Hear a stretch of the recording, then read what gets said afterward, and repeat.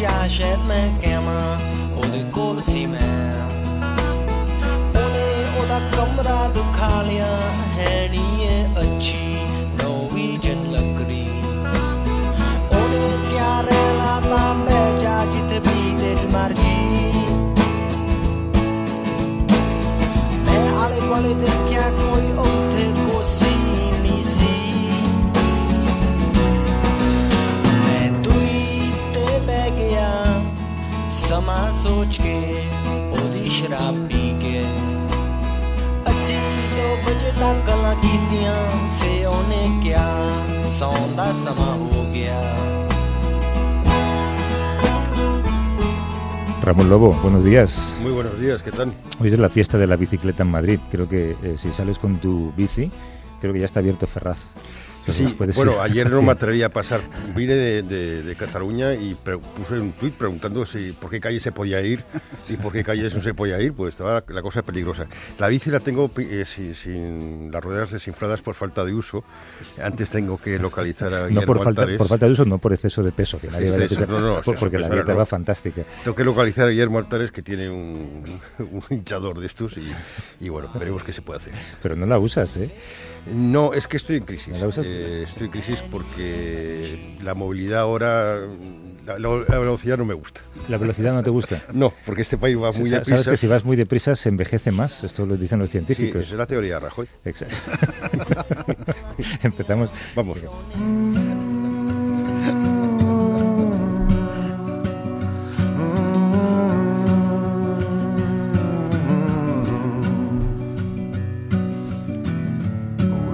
Mystery to me. We have agreed with which we have agreed. And you think you have to want more than you need. Until you have it all, you won't be free. Dentro de unas horas los colombianos van a ir a las urnas para pronunciarse sobre un hecho histórico, que son los acuerdos de paz que el gobierno firmó con las FARC el lunes pasado en Cartagena. Si gana el sí, Colombia puede curar un conflicto que lleva desangrando al país más de 50 años, Ramón. Hay dos facciones, lógicamente, y hoy 2 de octubre hay 2 respuestas a esa solución. El país puede dar por fin una oportunidad a la paz.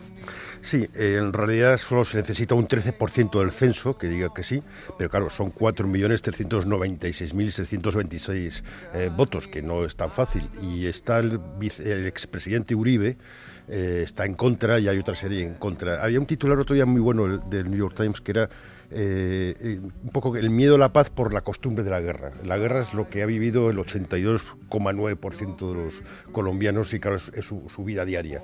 La paz ahora es un desafío. ¿Hacemos un poco de historia? ¿Explicamos de dónde viene el conflicto? Bueno, empezó hace 54 años, en los años 60, Cuba, las revoluciones, la esperanza de una Latinoamérica mejor. No sé si recordáis el libro de García Márquez, 100 años de soledad, cuando cuenta que, no sé qué, si fue Aureliano Buendía, ve cómo cogen los votos y meten las urnas los votos de los conservadores. Colombia ha vivido siempre una gran injusticia de la tierra y la tierra es la base de este conflicto. Bueno, la tierra es la base de todos los conflictos en Latinoamérica, de buena parte de los conflictos, ¿no? Sí, la tierra, la posesión de la tierra, el abuso, las oligarquías, y aquí sobre todo en los últimos años se ha cruzado un vector muy importante que son las drogas. Antes estaba el narcotráfico, estaba el ejército, estaba el gobierno, estaban las guerrillas, los paramilitares, y ahora todo el mundo, casi todo el mundo es cártel. La FARC ha pasado de ser una guerrilla que esperaba cambiar las cosas a ser una guerrilla que le han cambiado las cosas. Es un cartel.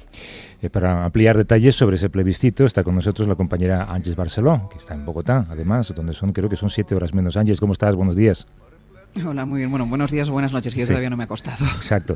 Hoy vas a estar informando, mañana también, lógicamente. Bueno, si te deja Pedro Sánchez. ¿Sabes que ha habido una cosilla aquí con Pedro Sánchez, no? Sí, lo hemos seguido. Te diré que el jueves hice un especial hora 25 desde Bogotá, hablando del PSOE. Un especial Pedro Sánchez. Oye, las encuestas muestran escenarios diferentes. ¿Tú crees que el no puede tener más votos de los esperados? Es muy incierto. Todo el mundo da por hecho de que el sí va a ganar. De hecho, las encuestas dan un margen de 10, 20 puntos a favor del sí, pero hay muchísima gente indecisa y es ahí donde yo creo que puede estar la clave. Nadie duda de la victoria del sí, pero tú cuando sales a la calle y preguntas, encuentras todavía mucha gente que quisiera votar sí, pero que no se atreve a votar sí, que la guerra todavía está muy presente, que no le gustan todos los puntos del acuerdo, que hay el punto de la justicia que es el que más le molesta y están todavía por tomar esa decisión, es decir, que vamos a ver qué va a pasar y es algo muy importante, algo que comentaba Ramón, ese cambio en la ley, ese 4,5 millones aproximadamente de votantes que tienen que elegir ese sí, o sea, tiene que llegar a ese umbral, vamos a ver qué es lo que pasa. Claro, si gana el sí, todos imaginamos lo que pasa después, incluso podemos hasta anticipar los titulares de cualquier periódico, pero si gana el no, no sé, pues como un regreso a la guerra casi. Pues sí, pues si gana el no es un fracaso en toda regla. Las FARC que harán volverán a las montañas. El presidente Santos dice que él seguirá negociando, pero claro, ¿en base a qué, no? Y luego también, no es la palabra ridículo, pero también cómo queda toda la comunidad internacional, la ONU, todos esos países que han apoyado este proceso, ¿no? Y que han estado presentes en este proceso. Nadie quiere pensar en que la victoria del no es posible, pero cuando se somete algo a votación, recordemos el Brexit, por ejemplo, hay cosas que pueden pasar, ¿no? Que pudiera ganar el no. Sí, aquí el problema también que los acuerdos son muy complejos jurídicamente y la mayoría de la gente no lo ha leído y si lo lee es muy difícil de comprender. Y después que los partidarios del no, sobre todo Uribe, tienen una agenda propia. Él está más movido por el resentimiento contra Santos y contra un gobierno que ha metido a la cárcel gran parte de su gobierno, quizás con muy buenos motivos. Aquí muchos colombianos, Ramón, critican que se ha politizado excesivamente la campaña y que además se señala a la gente, es decir, si votas sí, tú eres de Santos, si votas no, tú eres de Uribe. El otro día nosotros hicimos una mesa de jóvenes entre los que había 2 activistas del sí y uno de ellos me decía, yo soy activista anti-Santos y en cambio voy a votar sí, ¿no? El problema es que no se puede discernir la campaña del plebiscito de una campaña política, ¿no? Santos por un lado y Uribe por el otro, y eso es lo que yo creo que lo está contaminando todo. Cada una de las partes en la campaña, supongo que tiene una interpretación de los acuerdos. Tú, desde fuera, llegas allí, lees el acuerdo. ¿Cómo de imperfecto es ese acuerdo de paz, Ángeles? Pues mira, yo creo que seguramente es muy imperfecto, pero también pienso que es el único acuerdo posible, ¿no? Cuando uno lo lee, piensa que es el mejor acuerdo al que han podido llegar 2 partes absolutamente distanciadas y que ha costado muchísimo. Ayer nos hablaban de un hombre clave en esta negociación y nos contaba cómo ayudaba a interpretar lo que decía el gobierno y lo que decía la guerrilla. Claro, aquí hay un elemento que yo creo que es lo más complicado, que es el tema de la justicia, ¿no? Teóricamente, ningún guerrillero va a pagar con cárcel esto, porque se van a someter a una comisión en la cual van a tener que decir la verdad sobre los crímenes que han cometido, reconocer la culpa en esos crímenes, entonces sus penas de cárcel serán convalidadas pues ayudarán a hacer carreteras, etcétera, etcétera. Entonces, esto es lo que más cuesta de entender, y entiendes que a algunas de las víctimas les cuesta entender que los asesinos no van a pagar con cárcel. Y luego hay otro elemento muy, muy importante, es que quedan secuestrados. Es que hay secuestrados todavía en este conflicto. Entonces, las familias de estos secuestrados, claro, ¿qué les vas a explicar de la paz? ¿Qué les vas a explicar de la reinserción en la sociedad civil de los guerrilleros de las FARC? Entonces, claro que es imperfecto, claro que tiene grietas este acuerdo, pero yo también estoy convencida que es el mejor acuerdo posible, seguro. Yo creo, y supongo que tú lo habrás comprobado allí, charlando con la gente, que se podría casi comparar a la Guerra Civil Española, cuando cada uno tiene una historia que contar. La gente que vivió esa guerra, cada colombiano tiene una historia que contar de lo que ha pasado, ¿no? Esto es muy curioso porque te subes a un taxi y le preguntas al taxista y tiene su historia de la guerra. Nosotros hicimos un ejercicio que fue salir a la calle el viernes y preguntarle a la gente cuál era su primer recuerdo de la guerra. Y todo el mundo tiene un primer recuerdo de la guerra. La bomba que explotó cerca de, el familiar que había desaparecido, el padre que era militar. Todo el mundo en este país tiene un recuerdo de la guerra. Y hay que distinguir también una cosa muy importante, lo que es Bogotá, y esto yo creo que pasa en cualquier asunto cuando hablamos de países grandes, y lo que son las zonas rurales. Aquí en Bogotá nosotros estamos un poco sorprendidos por la apatía con la que se está viviendo todo esto, porque claro, aquí en Bogotá hay mucha gente que la guerra le ha tocado más de perfil, le ha pasado más de perfil, ¿no? Otra cosa, y eso es yo creo que donde también el voto de este plebiscito puede tener importancia, es en las zonas rurales, en las zonas donde la guerra ha estado enquistada durante este medio siglo. Ángeles Barceló, desde Bogotá, te escuchamos hoy, mañana y todos los días, como siempre, en hora 25, bueno, vale. O sea, cuando hay carrusel deportivo. Ángeles, un beso, hasta luego. Un beso, buen día.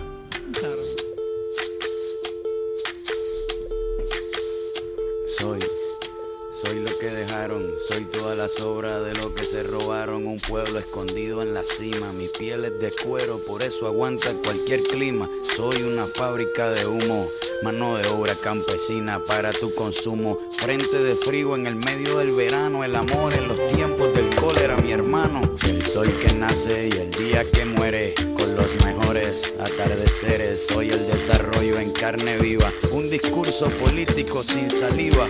Las caras más bonitas que he conocido, soy la fotografía de un desaparecido. La sangre dentro de tus venas, soy un pedazo de tierra que vale la pena. Una canasta con frijoles, soy Maradona. Un pedazo de tierra que vale la pena. Por cierto, ¿has visto la segunda temporada de Narcos? No, tampoco vi la primera. Yo me basta con la realidad española. Conviene verla, conviene verla. Tú escribías, Ramón, en un artículo que Colombia es un país rico en víctimas y en verdugos, que trata de construir puentes. ¿Se pueden levantar esos puentes? Se pueden construir, son lentos, no son fáciles de ver, requieren paciencia, esfuerzo, dinero, acompañamiento y justicia. Para hablar de todo esto tenemos a un invitado de lujo, es uno de nuestros jueces más internacionales, es el magistrado de la Sala de lo Penal de la Audiencia Nacional, José Ricardo de Prada. ¿Qué tal, José Ricardo? ¿Cómo estás? ¿Qué tal? Buenos días, Javier. Te agradezco el viaje, has venido en moto además, es el día de la bici en Madrid. Sí, por eso, me han dejado pasar. Ten cuidado porque ahora te van a mirar mal los de la bici. Sí, creo que sí. Claro, yo creo que también soy aficionado a la bici, que no podía haber venido en bici. No como Ramón, ¿no? Que dice que es aficionado, pero aquí nos conocemos todos en esta mesa, hay que tener cuidado. Te iba a preguntar, tú que has supervisado, has mediado, has participado en procesos de paz de este tipo, supongo que uno de los conceptos más difíciles es el del perdón, el de que la víctima perdone a alguien a quien ha visto matar. Sí, bueno, el tema del perdón es un tema imposible. O sea, realmente hay que construir sobre otras bases diferentes que las del perdón. El perdón al final es un resultado, pero durante, podríamos decir, todo el proceso lo que se trata es de hacer justicia, de hacer verdad, de reparar, de dar garantías de no repetición y bueno, luego al final es muy probable que efectivamente se produzca el perdón, pero siempre efectivamente, o sea, que haya esa búsqueda del perdón por parte de los victimarios, de aquellos que han causado los males y que haya un reconocimiento sincero y un diálogo colectivo e individual, o sea, con las víctimas. En ese sentido, supongo que ese proceso de conversaciones que nosotros lo estamos viendo, de hecho, ahora en el conflicto vasco, en el que, bueno, pues verdugos y víctimas o hijos de víctimas están encontrándose, a veces en prisiones, a veces en otros foros, ayuda a reparar las heridas. Es importante. Sí, importantísimo, importantísimo. Yo francamente creo que ese es el futuro, es lo que hará que definitivamente ese conflicto del que tú hablas se resuelva. Si no, bueno, pues probablemente haya una legalidad que se imponga a otra parte, pero que bueno, pues haya un sustrato ahí que no se resuelva demasiado bien y que sea necesario probablemente, en fin, mucho más tiempo del que podría necesitarse si realmente se estableciera unos mecanismos de diálogo más o menos instaurados, o sea, como pudo ser, pues, en fin, la vía Nanclares o otros claro. Más o menos parecidos. Pero como juez, ¿cómo le explicas a alguien que ha sufrido que la persona que le ha hecho sufrir no va a ir a la cárcel, no va a pagar nada por ese sufrimiento? Vamos a ver, o sea, estás hablando ya del tema colombiano, entonces bueno, vamos a ver, o sea, el tema de ir a la cárcel o no es algo que optan los estados, o sea, lo que es importante es que haya justicia y que se establezca quiénes son los responsables penales y que se establezca unas consecuencias jurídicas para una serie de actos, pero que la consecuencia jurídica necesariamente tenga que ser la cárcel, eso, bueno, pues es una tradición, pero se puede optar por otras soluciones probablemente mucho más imaginativas, inteligentes y mucho más con capacidad de restaurar, de coser una sociedad, utilizando la palabra coser. No la uses hoy, ese verbo hoy está prohibido. Sí, no, además lo más interesante es que hasta ahora, tú has estado en Bosnia, en el Tribunal de Derechos Humanos, participas todavía en el Tribunal de Bosnia, hasta ahora es o justicia o amnistía. ¿Y cómo convences a una guerrilla que salga de la selva para ir a la cárcel? Y aquí en Colombia se está planteando algo creativo que puede servir quizás para tender esos puentes que hablabas antes, Javier, y sobre todo también para otros conflictos. Un guerrillero igual no va a la cárcel, sí reconoce lo que ha hecho, pero va a trabajar con víctimas 5 años. Sí, eso es realmente buscar métodos que permitan efectivamente construir esos puentes que de otra manera serían imposibles. O sea, lo que está claro es que Colombia necesita la paz. O sea, y necesita la paz y hay que buscarla y hay que establecer mecanismos, o sea, que permitan satisfacer a todo el mundo y que permita que las víctimas se sientan satisfechas. El problema, y yo creo que se ha estado comentando, es, bueno, pues que en esta situación, en estas soluciones, todo se ha politizado demasiado. Y, bueno, pues, en fin, aparecen figuras, o sea, como las del señor Uribe, o sea, que de alguna manera quieren rentabilizar políticamente y se crean muchos mitos y muchos mantras de que lo que se está intentando es impunidad cuando no es para nada impunidad. O sea, es simplemente otras formas de responsabilidades jurídicas que no tienen por qué llevar en la mayoría de los casos, es decir, en otros casos sí, o sea, pueden llevar penas privativas de libertad, pero que en cualquier caso, o sea, sí tienen un componente aflictivo, es decir, tienen un componente fundamentalmente restaurador. Restaurador, pero no solamente ya de rehabilitación interna de las personas que han cometido los hechos, sino de restauración de la sociedad, del mal causado. O sea, ¿qué mejor que eso, o sea, para las víctimas? Los crímenes de lesa humanidad, es decir, las matanzas, los que han sido pues crímenes de guerra, esto no tienen penas sustitutivas, ¿no? No, vamos a ver, o sea, sobre los otros crímenes es donde puede haber alguna discrepancia porque efectivamente, o sea, van a ser objeto de las correspondientes amnistías, es decir, los otros crímenes relacionados con la guerra, no otros crímenes, o sea, que, por ejemplo, narcotráfico, desconectados, esos que, bueno, pues que tendrán que acudir a lo que es la jurisdicción ordinaria. Pero de los crímenes, o sea, que tienen alguna conexión con la guerra, solamente esos crímenes, o sea, que son crímenes internacionales especialmente graves, son los que van a ser objeto de un tratamiento específico y que va a depender mucho de la actitud, o sea, que tenga la persona que los ha cometido.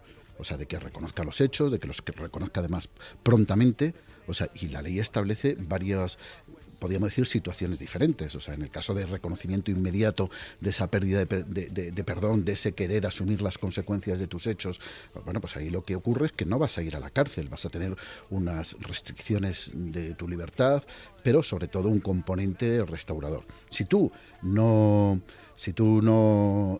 reconoces esos hechos inmediatamente, pues bueno, pues o sea, te vas a encontrar con que vas a ir a la cárcel, o sea, vas a tener medidas privativas de libertad, lo que en principio te correspondería, y si tú no lo reconoces, o sea, bueno, pues lo que vas a tener es cárcel dura hasta 20 años, o sea, con lo cual, bueno, pues no podemos, o sea, hablar de impunidad, o sea, es francamente querer introducir elementos falsos, o sea, que lo único que quieren es obstaculizar, o sea, una perspectiva de paz. En ese tipo de conflictos tan enquistados en muchos lugares del planeta, y tú has presidido alguno de ellos, digamos, bueno, en el caso de Bosnia y Herzegovina, ¿hasta qué punto figuras individuales, sean líderes guerrilleros, sean generales o exgenerales que han ordenado, vete tú a saber el qué, son los únicos que enquistan ese proceso de paz, los únicos que lo obstaculizan? Vamos a ver, yo creo que sí tienen una importancia capital. Es decir, yo lo que sí veo es que hay una serie de personas, o sea, que simplemente secundan y son, o sea, yo recuerdo hace mucho tiempo una conferencia que dio Ramón y donde precisamente me enseñó un libro que es que hacía referencia precisamente eso, a la banalidad, o sea, del mal, recogiendo los planteamientos de Nahum. Sí, no matarían una mosca. No matarían una mosca. De Draculich. Sí, y bueno, vamos a ver, o sea, la mayoría de la gente son simples gentes, personas, ciudadanos, o sea, que pueden tener determinado tipo de posiciones, pero que son liderados, son llevados, o sea, y estos líderes realmente son los que, en fin, han tenido el poder, han tenido la posibilidad de cometer esos gravísimos hechos, pero normalmente en muy pocas ocasiones estas personas se arrepienten, sino que refuerzan sus posiciones y hacen que efectivamente el conflicto siga muy enquistado. No quiero hablar del señor Karadis porque pertenezco al tribunal, o sea que va a juzgarle en apelación, y este señor, hasta que definitivamente se le condene, pues será inocente, a pesar de que ya hay una condena contra él, pero es un personaje, o sea, que tiene unas características, yo creo que muy evidentes. Sí, patológicas, ese, pero bueno. Bueno, también. O sea, prefiero ya no. sé que no puedes decirlo. ¿Tú eres optimista cuando contemplas Colombia ahora mismo? Vamos a ver, o sea, yo... Optimista dentro de que le quedan siglos de lo que nosotros llamamos memoria histórica, supongo. Vamos a ver, o sea, yo sí soy muy optimista y a mí me parece que el pueblo colombiano es un pueblo excelente, o sea, que se merece todo y que sobre todo lo que se merece es muchísima confianza. Lo que pasa es que la situación es muy difícil y no se resuelve de un día para otro, y el introducir la cultura de paz no es una cuestión de un día.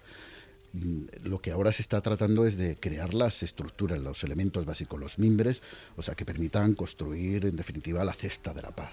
Entonces, bueno, pues que se tejan bien esos mimbres, o sea, todavía está por hacer. Es decir, de momento lo que se ha hecho es un acuerdo muy marco, es como el gran esbozo, el esquema general, y bueno, se han puesto unas líneas de un gran cuadro, pero es necesario ir poniendo los elementos.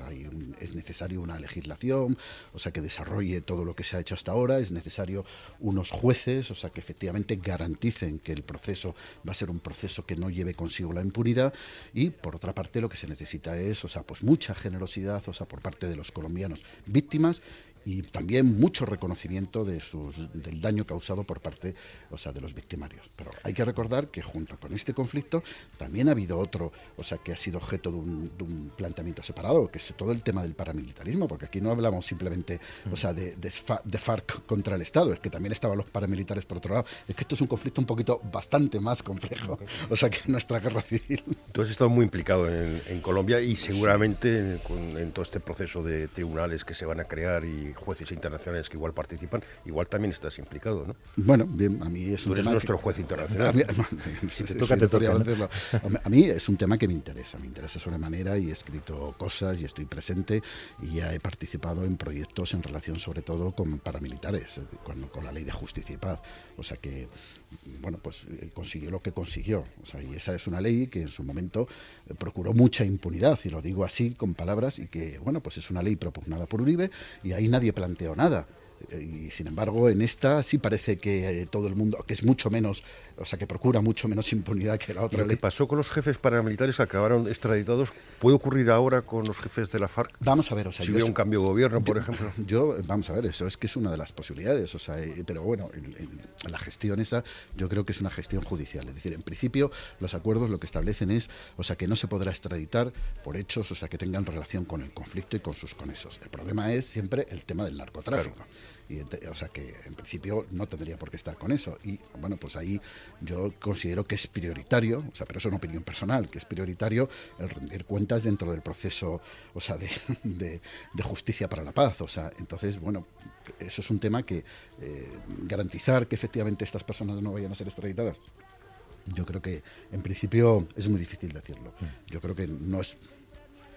¿Cuál es tu opinión sobre el sistema judicial colombiano? ¿Crees que también necesita una reconstrucción post-acuerdo, digamos? Vamos a ver, o sea, el sistema, bueno, pues es un sistema que pasa por muchas etapas y, bueno, pues hay magníficos jueces y yo en principio el sistema ordinario no...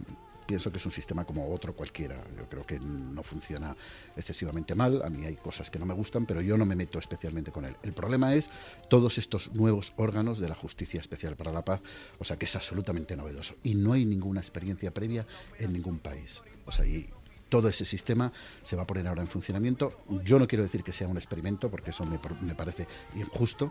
O sea, se trata de la creación de un sistema, de una nueva perspectiva que puede abrir muchas vías y puede además no solamente servir para este sistema, sino para otros sistemas. O sea, y ver que es posible sistemas alternativos, o sea, que compongan situaciones. Bueno, pues preparado para irte a La Haya, si te toca irte a La Haya. Es una buena ciudad para vivir, ¿no? Bueno, no lo sé, si efectivamente en algún momento me tendré que ir, o sea, porque, bueno, pues como he comentado, o sea, estoy en el tribunal que lleva la apelación de la sentencia de Radovan Karadzic y, bueno, pues llegará un momento donde efectivamente haya que hacer las vistas públicas, las deliberaciones y eso, pues bueno, pues, pero es un proceso que todavía está. Es la que no te lo comentaba, lo voy a explicar porque fuera de micrófono te hablaba de yo soy muy amigo de Tom Burgenthal, que vivió en La Haya, el juez es colega tuyo allí, fue juez en el tribunal, en la Corte Penal Internacional, y que sepas que él se movía en bici, así que si tienes que ir a La Haya, pues llévate la bici, no te lleves la moto. Por supuesto. El Haya es menos peligroso. Pues Ricardo de Prada, que es uno de nuestros jueces más internacionales, decíamos al principio, magistrado de la Sala de lo Penal de la Audiencia Nacional. Te agradezco mucho la visita. Aquí ya ves que estamos muy tranquilitos, muy solos. Cuando quieras venir, te puedes venir y charlamos, ¿vale? Encantado de estar aquí. Un abrazo, gracias. Muchísimas gracias. Ramón, tú en teoría no tenías que haber empezado todavía, porque tú sueles empezar a 1:30, pero hoy teníamos muchos muchos asuntos del ámbito internacional que charlar contigo. ¿Te quedas un poquito más? Sí, Te voy a presentar a una mujer a la que te va a gustar conocer. Hasta ahora. Sin duda.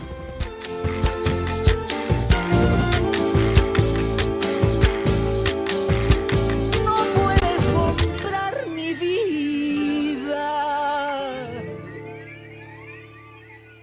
A vivir que son 2 días. Javier del Pino.